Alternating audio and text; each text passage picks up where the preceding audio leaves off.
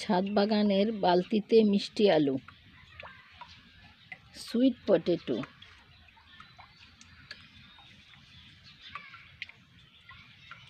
মিষ্টি আলুর যখন শিকড় বের হয়, ঢাকা থেকে নিয়ে এসেছিলাম কিছু মিষ্টি আলু, গাছ গজিয়ে গিয়েছিল, সেই গাছের মাথাটা সামান্য কেটে লাগিয়েছিলাম, সেটার থেকেই মিষ্টি আলু হয়েছে।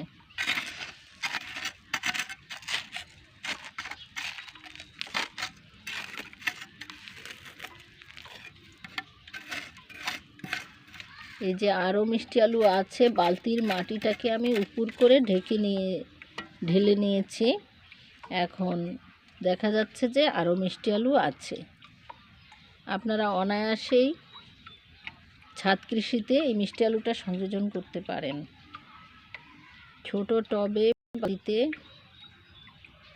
লাগাতে পারেন। যাদের মাটি আছে, জমি আছে, তাদের তো অনেক বেশি হবে, তবে সামান্য জায়গায় হতে পারে। এটাই আমার ভিডিওর উদ্দেশ্য।